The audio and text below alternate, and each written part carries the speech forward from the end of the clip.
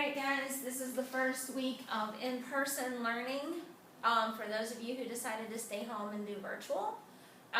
This is your lesson for the week. We are looking at lesson 11, the special rule of zero in factoring. Alright, so we're just going to go ahead and get this lesson. I'm going to start with the first exercise. Find all solutions to the equation x squared plus 5x plus 6 times x squared minus 3x minus 4 is equal to 0. Alright, so basically I want to know what can I put in for x that would give me 0. So what I'm going to do is I need to take this and I'm going to factor it. But I want to start with just a simple little problem here. What if I said xy is equal to 10? In other words, I want to know what can I put in for x, what can I put in for y to give me a true solution or a true equation. Well, here I need to start thinking about what can I multiply together to give me 10? I can multiply 1 times 10. I can multiply 10 times 1. I can multiply 5 times 2. I can multiply 2 times 5. I'm just going to deal with whole numbers right now. I'm going to deal with whole integers here. Alright, now, what about negative numbers? I can multiply negative 2 times negative 5. Or negative 5 times negative 2. So in this case, x could equal 1, 10, 5, 2, negative 2, or negative 5. In that case, y could equal 10, 1, 2, 5, negative 5, negative 2. So notice there's several different answers here. With that being said, let's talk about how would we figure this one out. Well, in this case, what I'm going to do is I'm going to factor this polynomial. All right? So I'm going to factor x squared plus 5x plus 6. And when I factor that, that means I'm going to break it down into two monomials here. So I'm going to ask myself, what times what gives me x squared? So x times x gives me x squared. Then I'm going to ask myself, what times what gives me 6? But here's the thing, is I need to make sure that it gives me 5 when I add them together. So, in this case, I'm going to see that it would be 2 and 3. Alright, now I'm going to take and I'm going to do the same thing to x squared minus 3x minus 4. And I'm going to break those down. Alright, so now what times what gives me x squared? X times x. What times what gives me negative 4, but once again, I need to make sure it gives me negative 3 when I add them together. Well, I can use 2 and 2, but I'm never going to get a negative 3 when I add those together. I can use 4 and 1, but I've got to be really careful because how would I get negative 3? Well, I would use negative 4 and positive 1. Now, with that being said, now I can look at each monomial here and figure out what x would equal if it gave me 0. So in this case, what could I put in for x that would give me 0? Well, x could be negative 2. I can go to this one and say, well, what can I put in here that will give me 0? I could put negative 3 in there. What can I put in here to give me 0? I could put 4 in there. What can I put in here to give me 0? Negative 1. So there are 4 solutions to this problem. Why? Why Why is that true? If x is any number other than -2, -3, 4, or -1, then each factor is a non-zero number. So if I were to put in, let's say I put in 5, I'd get 7 times 8 times 1 times 6. Would I ever get 0 when I multiplied all of those out? No. If I put -2 in, I get a 0 here, which tells me now, automatically, when I multiply anything times 0, I'm going to get 0. Why are these numbers also solutions to the original equation? Because this right here is equivalent to our original equation. All right? So, let's look at each part separately. Let's look at x squared plus 5x plus 6. What is the solution for that part? Well, that part, the solutions will be -2, -3. X squared minus 3x minus 4, the solutions for that would be 4, -1. All right? All right. So, let's look at exercise number 1. Find the solution of x squared minus 9 times x squared minus 16 is equal to 0. All right, so I'm going to factor these. I'm going to factor that x squared minus 9. And then I'm going to factor that x squared minus 16. All right, so x times x gives me x squared. -9. Now, guys, notice there's not 3 terms in this polynomial. That means I've got 0x. So what am I going to get? What am I going to use for -9 that would give me 0 when I add them together? Well, I'm going to use +3, -3. All right, x squared, so that would be x and x. Once again, I have 0x. So what am I going to use for -16? That would give me +4, -4. All right, so what are the solutions? So once again, I'm going to do this. What can I put in here to give me 0? -3. What can I put in here to give me 0? +3. 3 minus 3 is 0.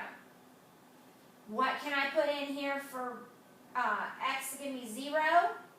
-4. What can I put in here to give me 0? +4. All right. Suppose we know that the polynomial equation 4x cubed minus 12x squared excuse me, plus 3x plus 5 equals 0, has 3 real solutions, and that one of the factors of 4x cubed minus 12x squared plus 3x plus 5 is x minus 1. How can we find all 3 solutions in the given equation? All right, so here's what I can do. It tells me, it gives me a big hint here. It says I know that this is a factor. So in other words, I'm going to have to divide. I'm going to have to divide here, and I'm going to divide 4x cubed minus 12x squared plus 3x plus 5 by x minus 1. All right, so we've learned how to do this long division, so let's do it. So x goes into 4x cubed, 4x squared times. So I get 4x cubed minus 4x squared. I'm going to subtract all of that. So -12 plus 4 is -8x squared plus 3x. So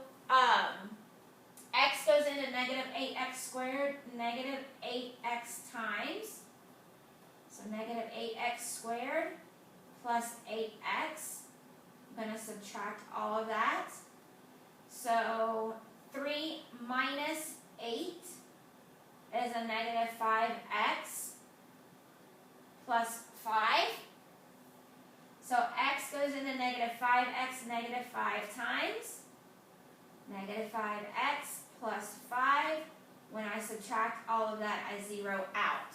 So now, because I know that my polynomial factors out to x minus 1 times 4x squared minus 8x minus 5.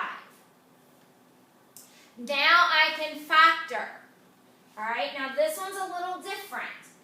I can't factor this anymore, so that stays. But now I can factor this 4x squared minus 8x minus 5. Guys, there's a couple of different ways you can do this. You can factor it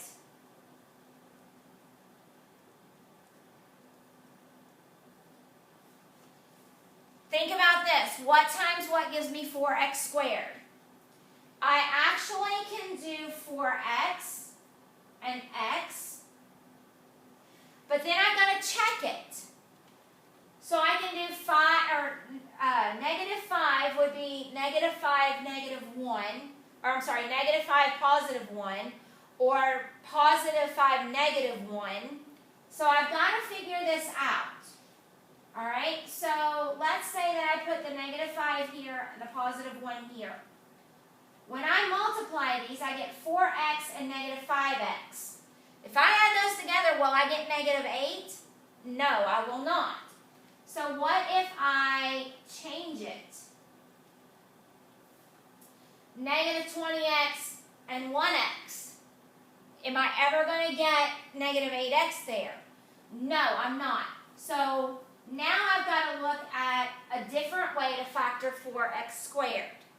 The only other way for me to factor 4x squared is 2x and 2x. Once again, though, I'm going to have to be very careful with my 5. Which way am I going to do this? And you may hit it the first time. You may have to try it multiple times. All right? The nice thing is I got 2x on both sides, so it's really not going to matter. So let's say that I do negative 5 here, positive 1 here. So 2x times 1 is 2x, and I get negative 10x here. If I add those together, negative 10x and 2x, will I get negative 8x? I will. So I can look at it as this. 2x minus 5 and 2x plus 1. All right? Now, let's figure out our zeros here. I can look at this and see that x is equal to 1. All right? Guys, what you're going to do when you have something that looks like this, you're basically going to take each one of those and set them equal to 0. That is how we find our zeros. All right?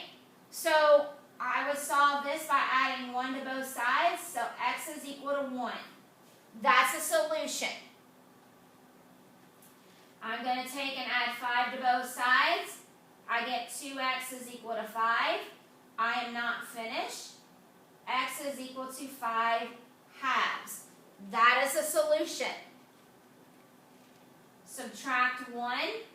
I get 2x is equal to negative 1. Divide by 2. X is equal to negative 1 half. So my solutions here would be 1, 5 halves, and negative 1 half. Okay? That is how I do that. In example number 1, and it doesn't show us this, but in example number 1, we saw that factoring the polynomial into linear factors helped us to find the solutions. All right, so because we knew a factor and we were able to divide, that gave us a solution on how to find all three solutions.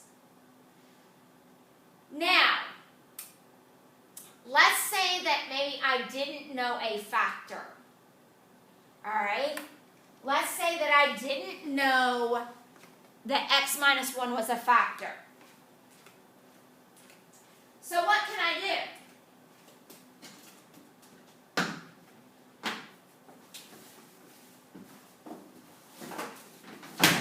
Well, we can graph it. All right? You can graph it and see where the solutions are. The reason I can do that is because, and I don't have a graphing calculator charged, so when I graph this, this is what my equation looks like. All right? Notice what happens here. Negative 1/2, 1, 5/2. My zeros, or my solutions, are where it crosses the x-axis. So if I did not know a factor so that I could multiply it, or divide it, I'm sorry, I could graph it and I could figure out where it crosses those x-axes. All right? So the zeros of the function are the x-intercepts of the graph.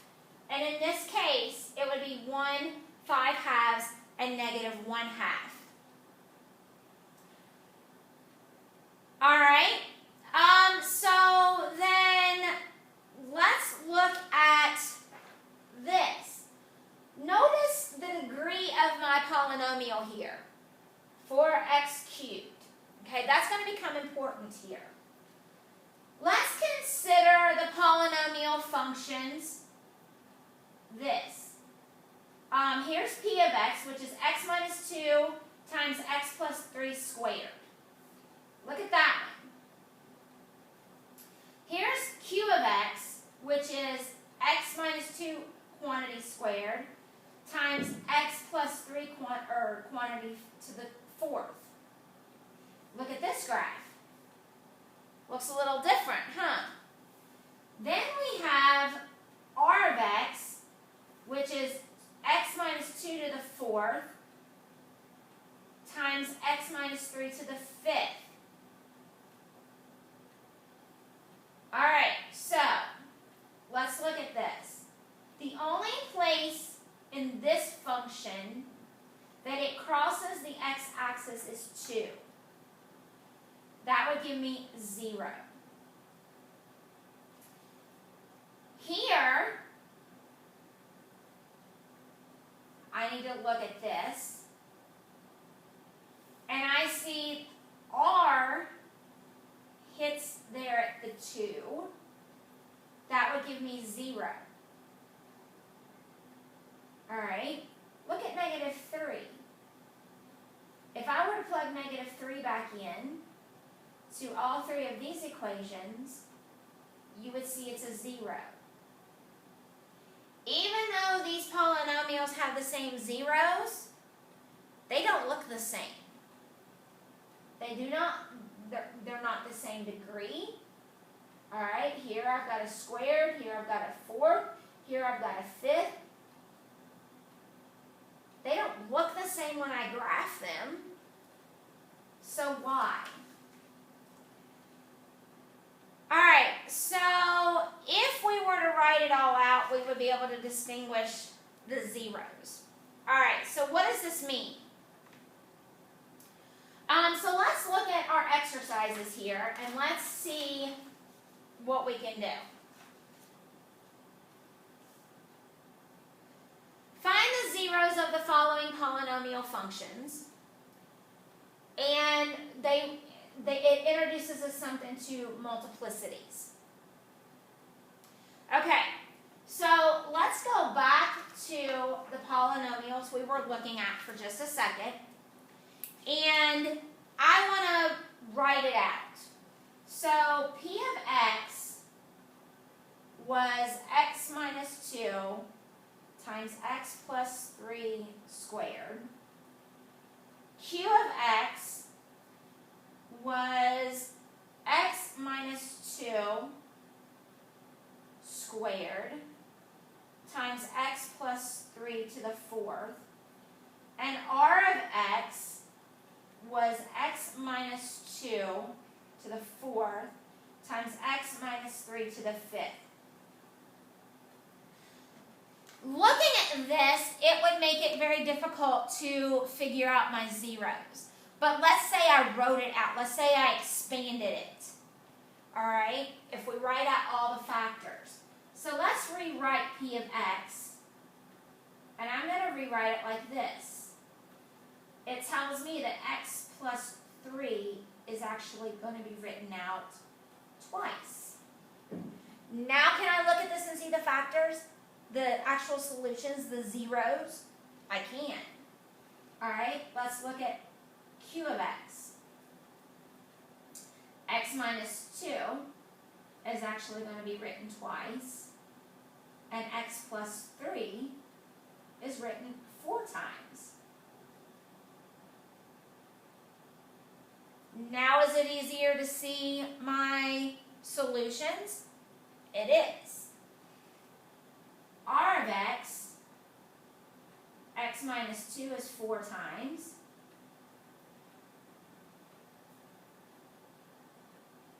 And x plus, or x minus 3, or was that supposed to be x? No, it's x minus 3, is 5 times.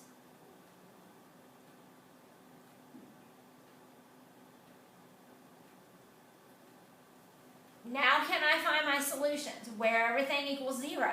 I can. I would see here that it would be 2, negative 3, negative 3. 2, 2, negative 3, negative 3, negative 3, negative 3. 2, 2, 2, 2, 3, 3, 3, 3, 3. I can see my zeros now. All right? We notice that x minus 2 is a factor of p once, it's a factor of q twice, and it's a factor of r 4. So this is where we get that word in examples or exercises 2 through 5. They're multiplicities. All right? So what we can say, 2 is a factor. 2 is a factor of p, or 2 is a 0 of p.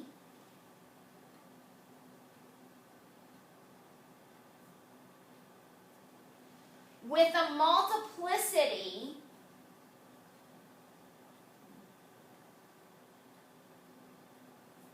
of 1, because it only appears once. 2 is a 0 of q of multiplicity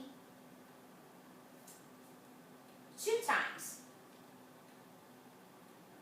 Okay?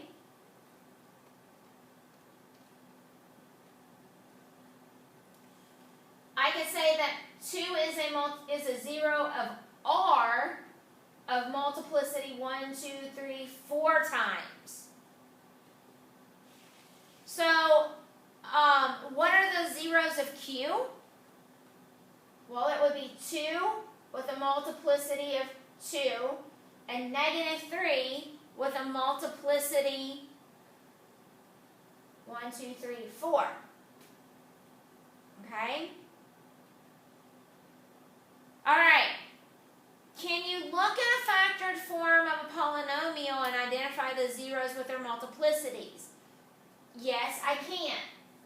Because look, I know that this appears twice. This appears twice. This appears 4 times. I don't have to rewrite it out this way to be able to see that. Okay? Can multiplicities be negative? Can I have a multiplicity of negative? So can I say 2 is a 0 of p with a multiplicity of negative 2? No, because I don't count by negative numbers. A multiplicity is a count of a number of times a factor appears.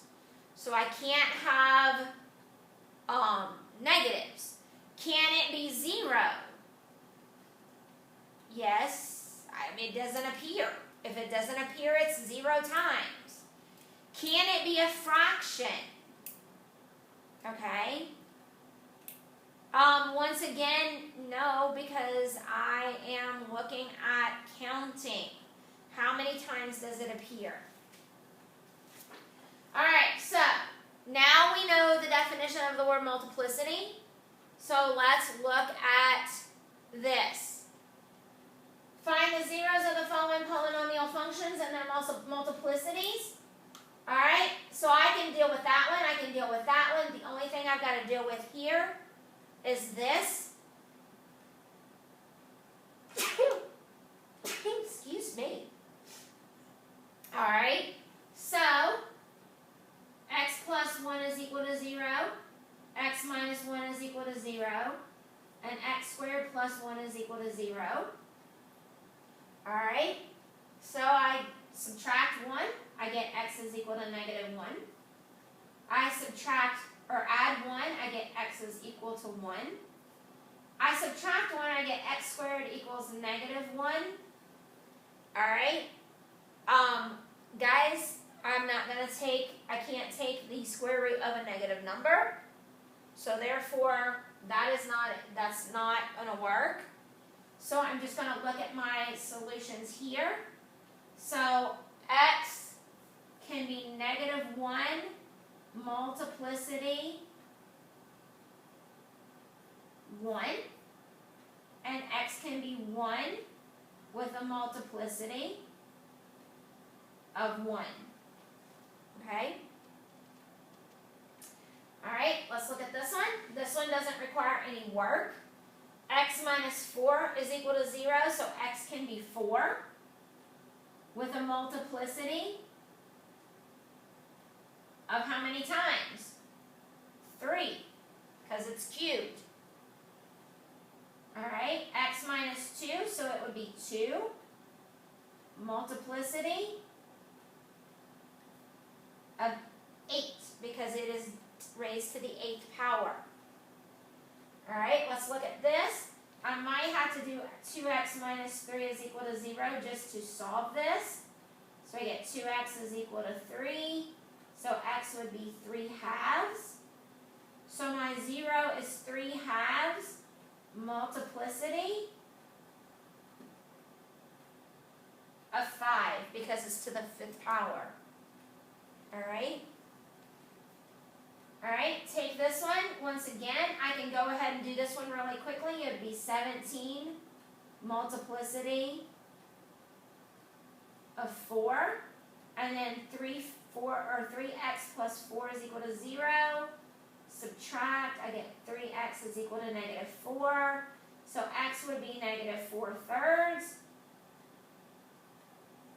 with a multiplicity of 100 because it's raised to the 100th power. Now, see why it's so nice to be able to look at that, because I don't have to write that out 100 times to figure it out. Okay? Find a polynomial function that has the following zeros and multiplicities. What is the degree of the polynomial? All right, so if the 0 is 2, all right, so let's think about this. Guys, going back here for just a second, if I had x plus 1, I knew that my 0 was negative 1. It's always the opposite of what's inside that parentheses. So let's go here and say, okay, if my 0 is 2, then it's got to be opposite inside that parentheses. So it's going to be x minus 2, and it says it's to the multiplicity of 3, so that means that's cubed. All right, times, because I'm doing multiplication here, now I have a 0 of negative 4. It's got to be the opposite, x plus 4, and it's going to be to the multiplicity of 1. You don't have to put the 1 there. I'm just doing that to show you that it's the multiplicity of 1. Times, I have a 0, 6, so it's got to be x minus 6 with a multiplicity of 6. So it's going to be to the 6th power. Times a 0 of negative 8, so that'd be x plus 8 to the multiplicity of 10. Alright? So it says, what is the degree of your polynomial?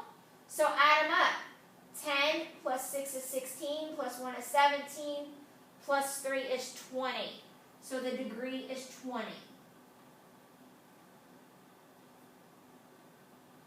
So it would be x to the 20, something x to the 20th. Okay? Is there more than one polynomial function that has the same zeros and multiplicities as the one you found in exercise 3? Yes, there can be. Alright? Just because I did it this way, because that's the simplest way to do it, doesn't mean it is the only way to do it. Guys, I could have a number attached to the x. Alright? As long as it gives me that 0. So yes, there can be. Can you find a rule that relates the multiplicities of the zeros to the degree of the polynomial function? Yes, I can. If p is a polynomial function of the degree n,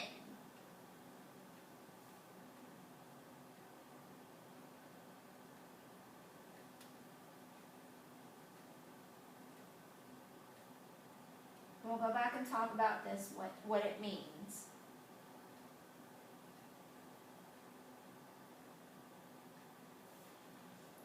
Then the sum of the multiplicities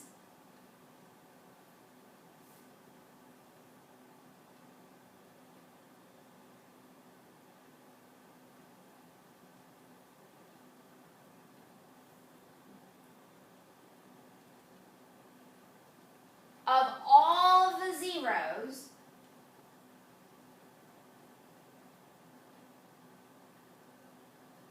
is less than or equal to n. Alright? So in other words, just like up here, we added 10 plus 6 plus 1 plus 3. And we figured out that our degree was 20. So that's what this rule was telling me. Alright? That's what that rule was telling me.